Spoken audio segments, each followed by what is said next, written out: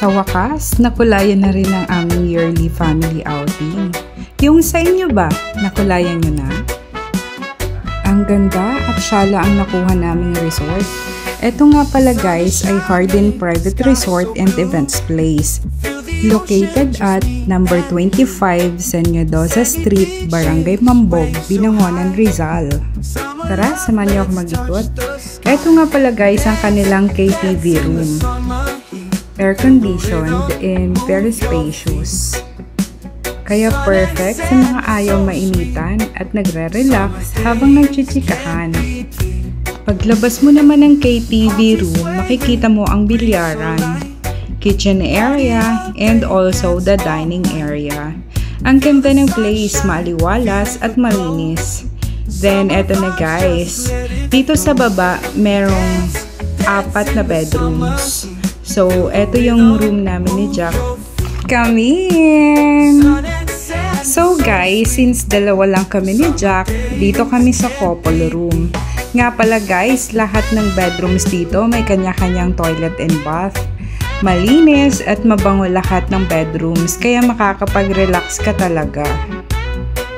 At eto naman ang isa sa kanilang mga family room. Ang ganda, diba? Then, ayan, preparing na kami sa aming dinner. Busy ang lahat, toka-toka sa food at sa pagluto para easy and chill lang ang lahat. Nga pala, naisipan din naming mag-boodle fight, kaya nakisuyo kami sa isang staff at mabait naman siya na ipagkuha kami ng dahon ng saging.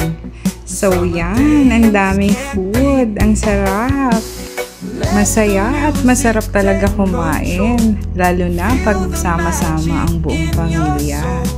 So yan, nakapag-boodle fight kami bigla. Tapos yan, kainan na. Then ayan, after dinner, it's swimming time. Syempre, hindi mawawala ang bilyaran.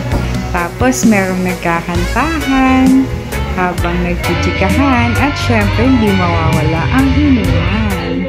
Cheers! Ang saya! Sana laging ganito. May himala! Ayan, kumanta si Kuya To. Tuwang-tuwa si Ate Bio. Good morning! So, it's breakfast time. Sinulit na nga pala namin guys ang time dahil 12 noon ang check-out namin dito. Eto naman ang pangmalakasan naming drone shot. But in real life, wala talaga kaming drone na gamit dyan. Cellphone at mahabang tripod lang. O, diba? Ang galing. Basta maparaan, kayang-kayang pagandahin yan. It's lunchtime. So, birthday nga din pala ni Tenten. Kaya ayan, kinantahan namin siya. Kaso, ang lulungkot ng mga singers. Happy birthday, Ten! Mabuhay ka hanggat gusto mo. Kainan na!